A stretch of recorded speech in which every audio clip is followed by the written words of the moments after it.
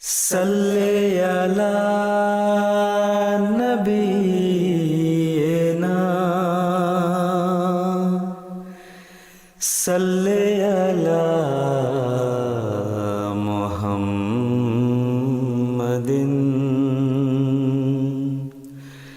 सल्ले अला नबीना सल्ले अला मुहम्मदिन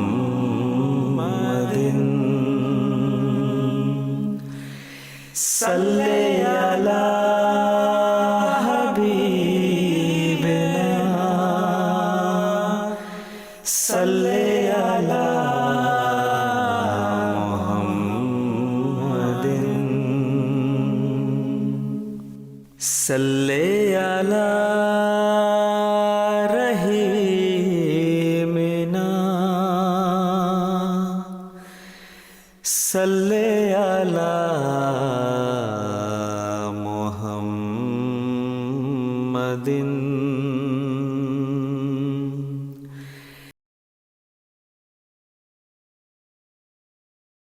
أشهد أن لا إله إلا الله وحده لا شريك له وأشهد أن محمدا عبده ورسوله أما بعد فأعوذ بالله من الشيطان الرجيم بسم الله الرحمن الرحيم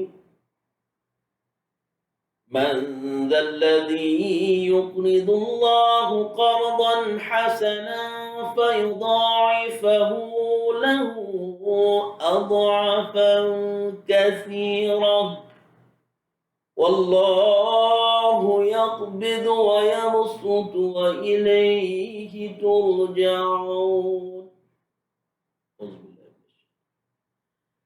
مثل الذين ينفقون أموالهم في سبيل الله كمثل حبة أنبتت 7 سنابل في كل سنبلة 100 حبة والله يضاعف لمن يشاء والله واسع عليم الذين ينفقون أموالهم في سبيل الله ثم لا يتبعون ما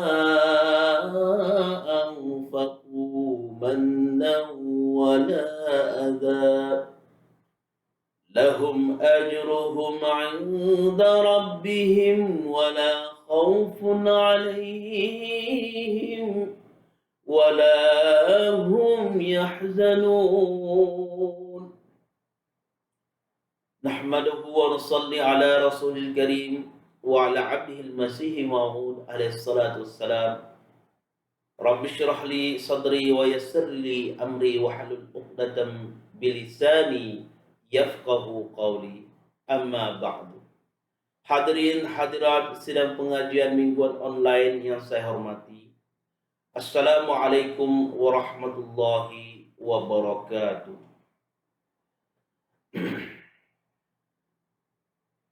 Pada kesempatan pengajian mingguan online pada malam yang berbahagia ini,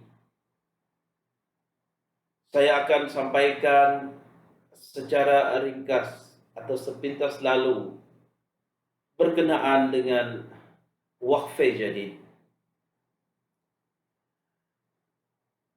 Ayat-ayat dari surah Al-Baqarah yang telah saya tilawatkan tadi, bahagian pertama ayat 246, Allah Subhanahu wa taala berfirman, barang siapa memberi pinjaman kepada Allah dengan pinjaman yang baik, maka Allah akan melipat gandakan ganti kepadanya dengan banyak. Allah menahan dan melapangkan rezeki, dan kepadanya lah kamu dikembalikan. Kemudian Allah Subhanahu wa taala berfirman, Perumpamaan orang yang membelanjakan hartanya di jalan Allah ibarat sebutir biji yang menumbuhkan 7 tangkai. Pada setiap tangkai tersebut ada 100 biji. Allah Ta'ala melipat gandakan bagi siapa yang Dia kehendaki. Dan Allah Maha Luas lagi Maha mengetahui. Orang yang membelanjakan hartanya di jalan Allah, kemudian tidak mengiringi apa yang dia belanjakan itu dengan menyebut-nyebut pemberiannya dan tidak pula menyakiti perasaan si penerima.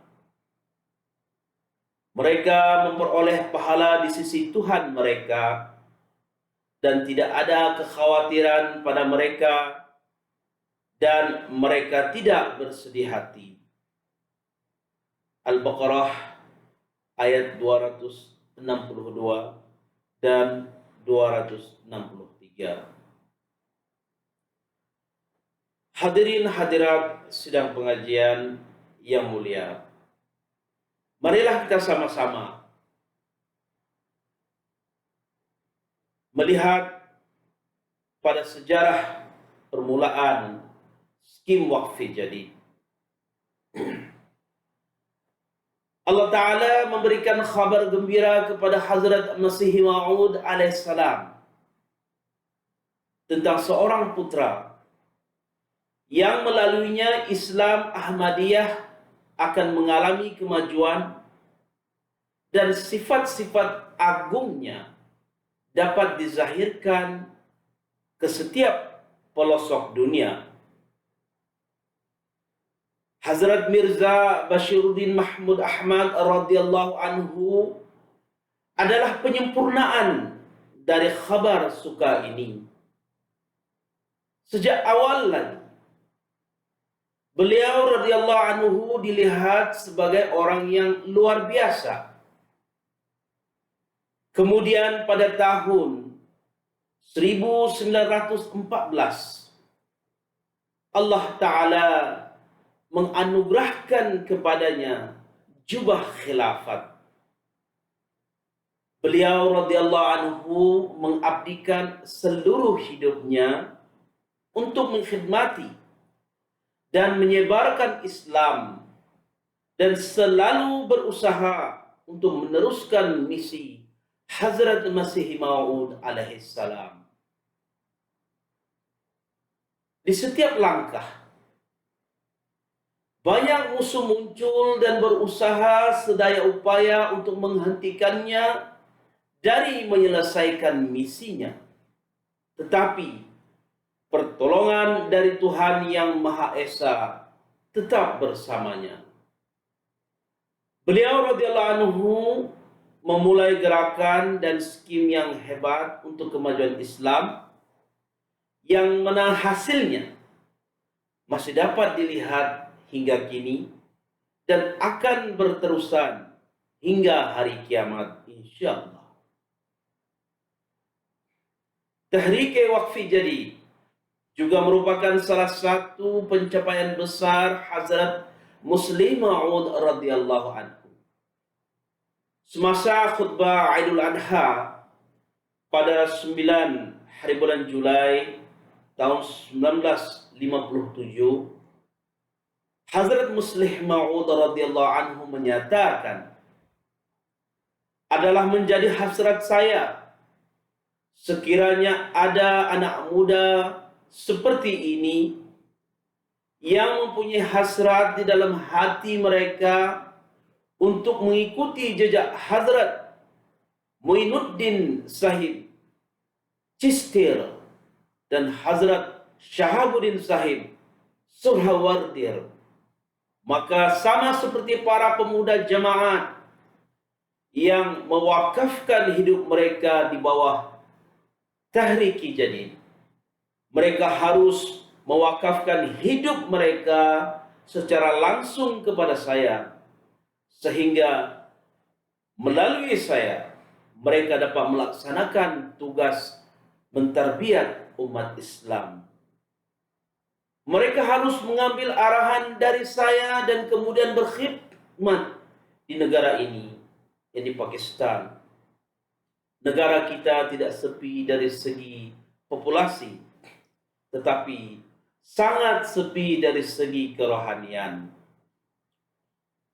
Beliau radhiyallahu anhu kemudian menjelaskan skim tersebut dalam ceramah jalsah Salana pada 27 Desember 1957 dan berkata, "Sekarang saya melancarkan skim wakaf baru untuk berbakti.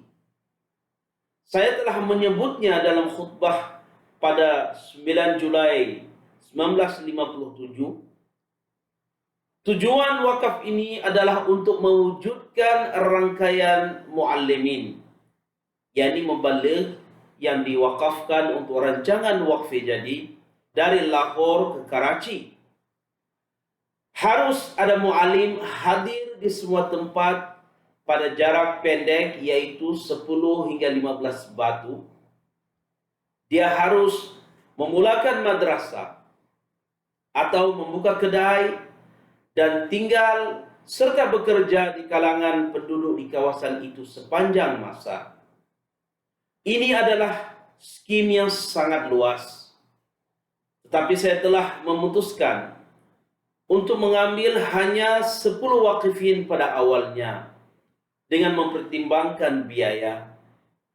Ada kemungkinan bahwa beberapa wakifin dapat diambil dari negara Afrika atau negara lain.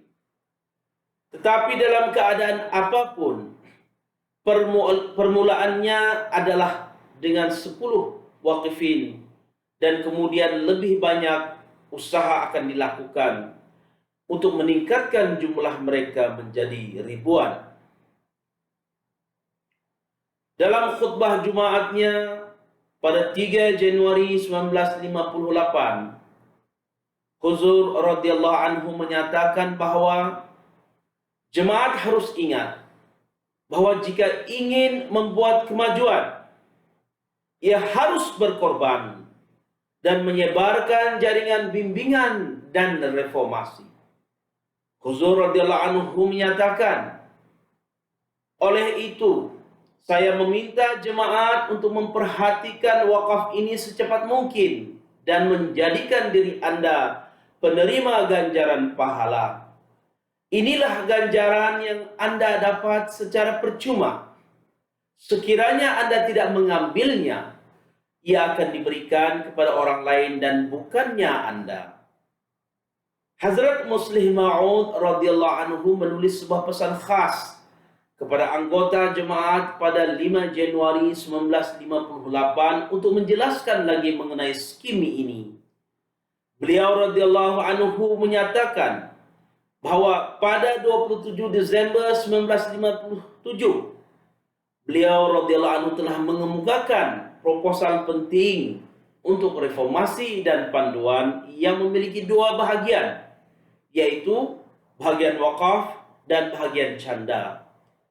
Beliau radhiyallahu anhu menjelaskan bahwa meskipun ia tidak menyatakan canda sebagai wajib, tetapi setiap Ahmadi harus berusaha untuk menyumbangkan 6 rupiah per tahun secara sekaligus atau secara ansuran selama 12 bulan.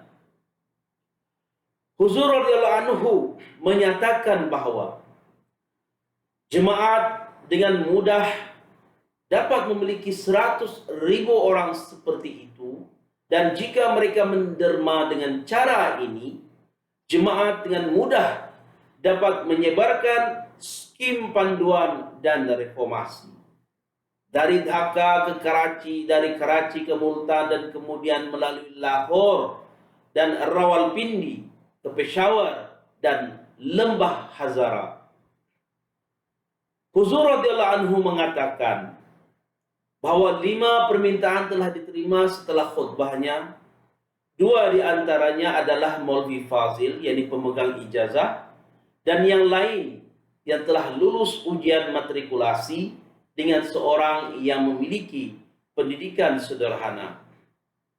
Dalam pesanan yang sama, Huzur radhiyallahu anhu berkata, tugas ini adalah dari Tuhan yang Maha Esa dan pasti akan dilaksanakan.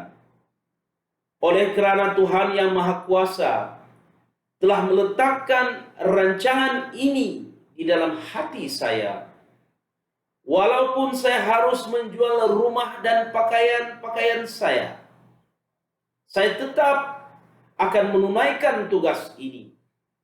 Walaupun tidak ada seorang pun anggota jemaat menyokong saya, Tuhan akan memisahkan mereka yang tidak menyokong saya dan menurunkan malaikat dari langit untuk menolong saya. Oleh itu, saya menyatakan sekali lagi, demi itmameh hujjat, yakni penyelesaian tanggung jawab, bahwa orang harus memperhatikan pengorbanan keuangan dan wakaf juga.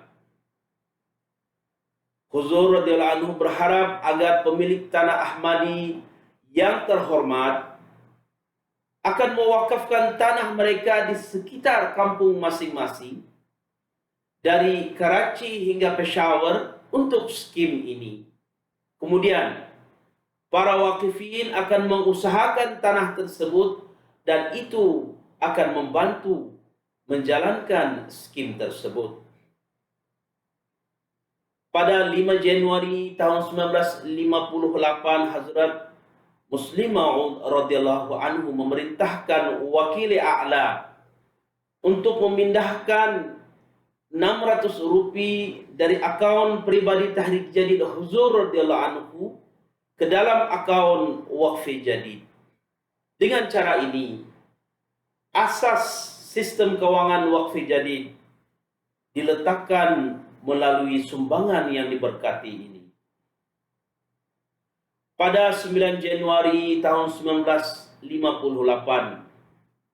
Huzur radhiyallahu anhu melantik Syed Munir Ahmad Sahib Bahri sebagai in-charge Waqf Jadid dan mengarahkannya membuka pejabat. Pada hari yang sama, pejabat ini didirikan di premis sekretari swasta.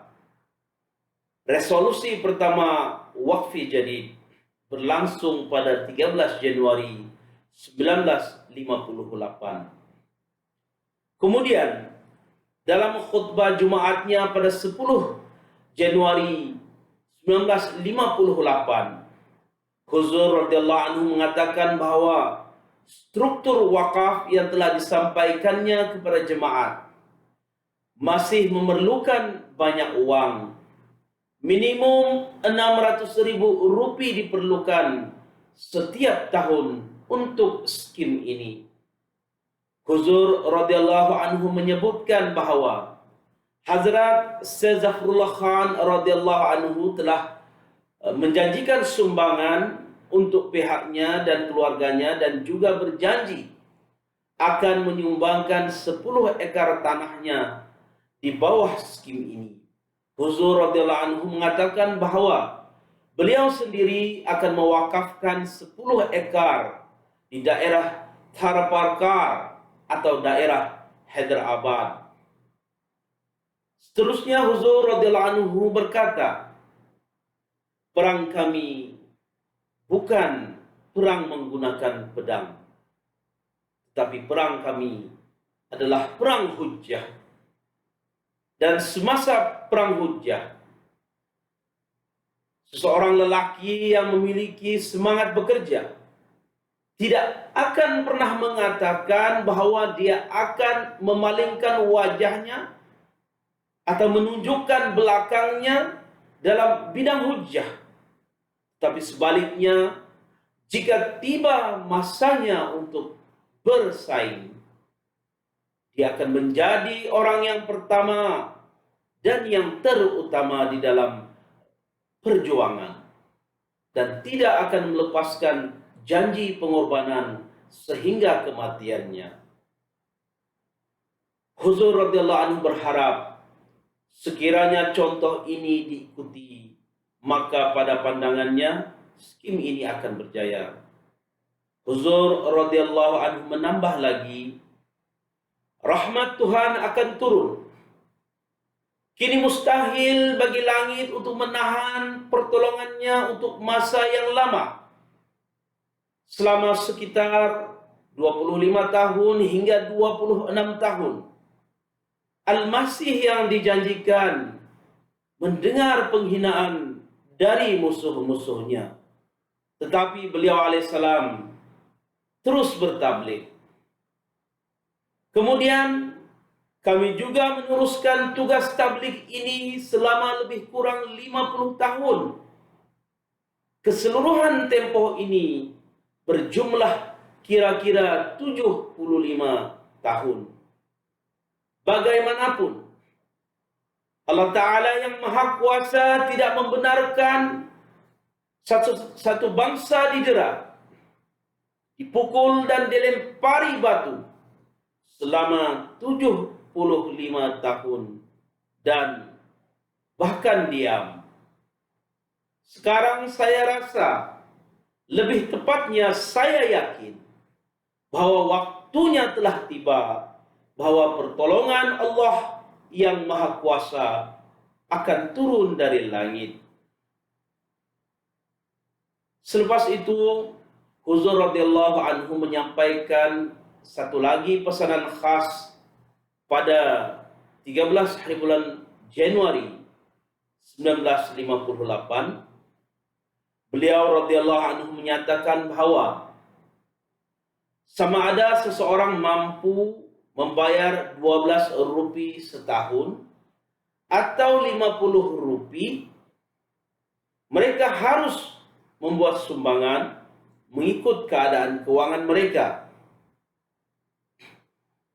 Dalam khutbah Jumatnya pada 17 Januari 1958, Huzur radhiyallahu anhu menyebutkan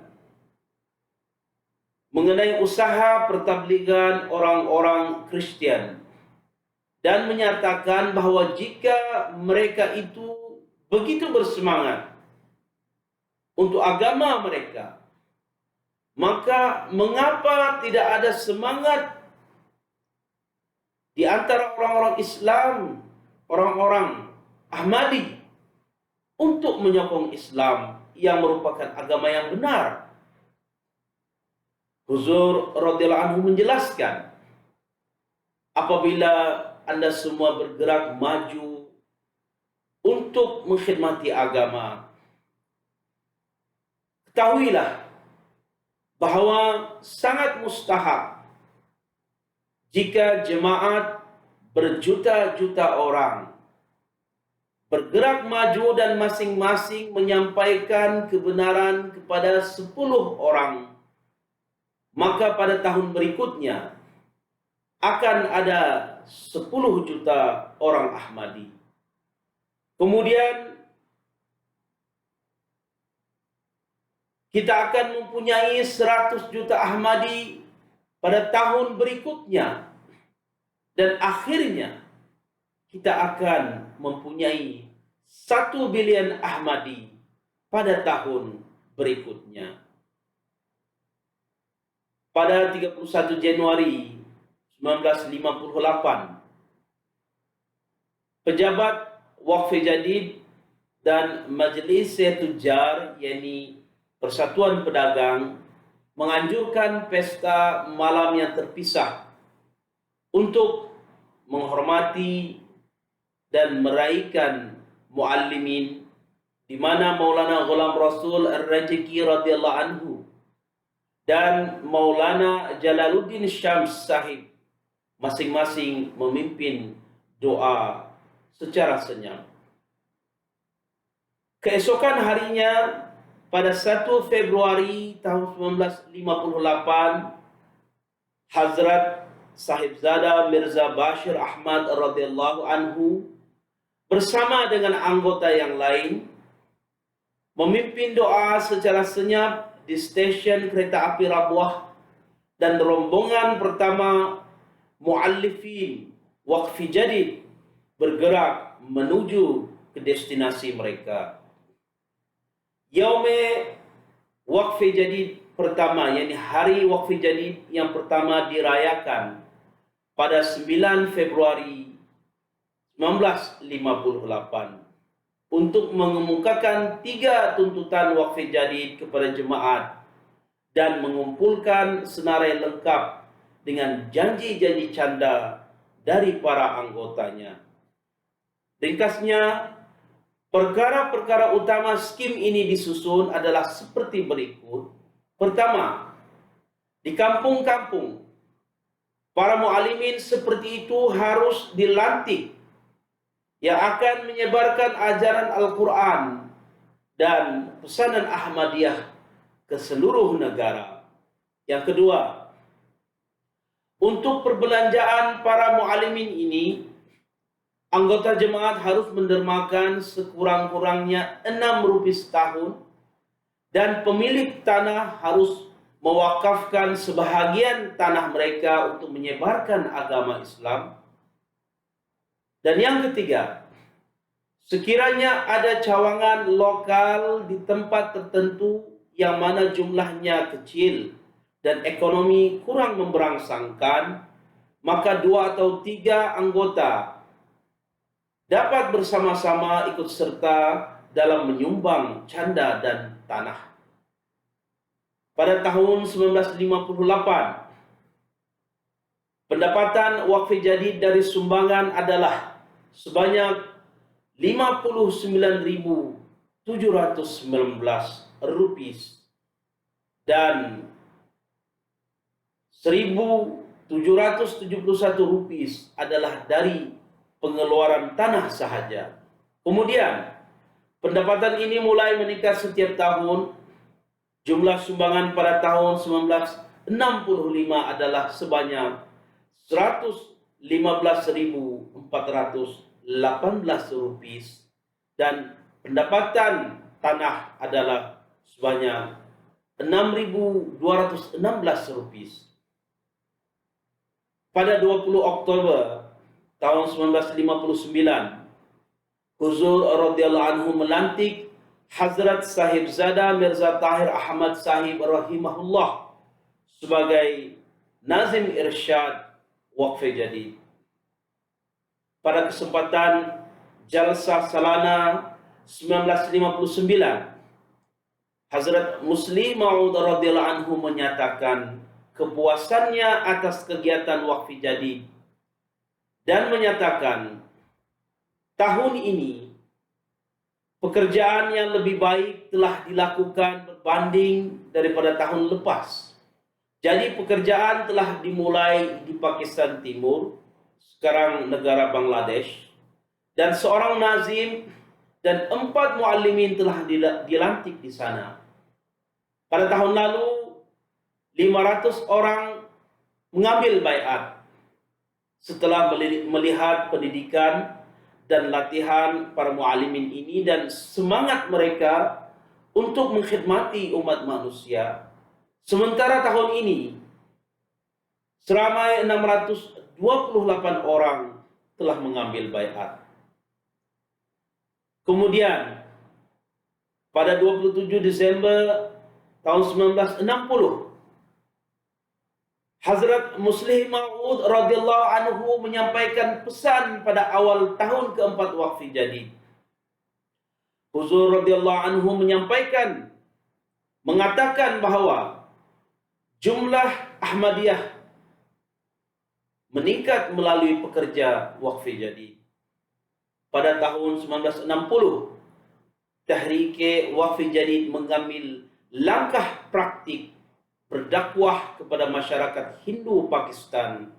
Hasilnya yang luar biasa segera muncul. Pada 29 Desember tahun 1962,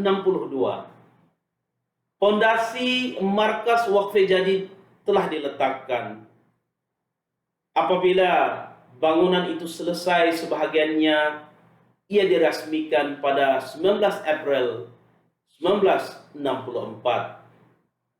Tahrik Waqf Jadid setelah berusaha keras untuk menyebarkan agama Islam di kalangan orang-orang Hindu, mengalihkan perhatiannya kepada orang-orang Kristen yang berusaha sedaya upaya untuk memurtadkan orang-orang Islam menjadi Kristen, yang telah menimbulkan kekhawatiran dan kerusuhan di kalangan agama-agama Pakistan. Selama zaman Hazrat Khalifatul Masih ketiga rahimahullah, skim ini semakin kuat dari hari ke hari, dan jemaat membuat kemajuan luar biasa melaluinya. Sebelumnya pergerakan ini hanya terhad kepada Pakistan dan India. Kemudian semasa khutbah Jumaatnya pada 27 Desember, yakni Hazrat Khalifatul Masih Ar-Rabi rahimahullah, di dalam khutbah Jumaat beliau pada 27 Desember tahun 1958 mengumumkan untuk mewujudkan skim ini di peringkat antarabangsa.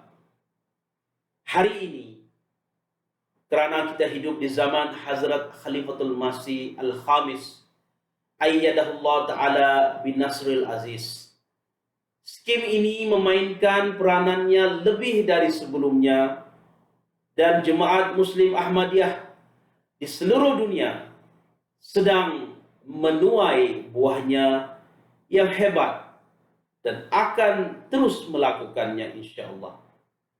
Dengan rahmat Allah yang Maha Kuasa, pada tahun ke-62 Waqfi Jadid, yaitu pada tahun 2019, anggota jemaat dapat mengorbankan sejumlah 9,643 juta pound sterling, benih yang diberkati, yang disemai oleh Hazrat Muslim Maud radhiyallahu anhu pada tahun 1957, berkembang tahun demi tahun. Alhamdulillah. Huzur ayyadahullah ta'ala bin Nasr Aziz mengumumkan permulaan tahun baru untuk Waqfi Jadid. Tahun ke-63 Waqfi Jadid berakhir pada 31 Desember 2020, dan sekarang tahun ke-64 telah bermula. Dengan rahmat Allah, pada tahun sebelumnya 10,53 juta pound sterling dikumpulkan di bawah Waqfi Jadid, yang merupakan kenaikan sebanyak 887,000 pound sterling dari tahun sebelumnya. Oleh itu, hadirin dan hadirat sidang pengajian online yang saya muliakan, saya ingin mengambil kesempatan ini untuk menghimbau seluruh anggota jemaat, khususnya di Malaysia, untuk ikut serta di dalam skim Tahrik Waqfi Jadid yang penuh berkat ini, serta menghimbau seluruh anggota jemaat agar mengikut sertakan ahli-ahli keluarga, agar mereka juga mendapat kurnia dari Allah Ta'ala, walaupun tidak ikut secara langsung di dalam pertablighan, namun dengan mengorbankan harta benda, mewakafkan tanah, juga akan dihitung sebagai orang-orang yang berjuang di jalan Allah Ta'ala. Semoga Allah Ta'ala mengurniakan taufik kepada kita semua untuk melakukannya. Amin. Jazakumullah ahsanul jazaa. Assalamualaikum warahmatullahi wabarakatuh. Salli ala Muhammadin, salli ala Nabiyyina,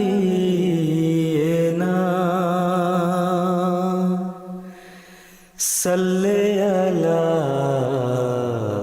Muhammad. मुहम्मदिन सल्ले अला नबीना सल्ले अला मुहम्मदिन सल्ले अला हबीबिना सल्ले अला मुहम्मदिन सल्ले अला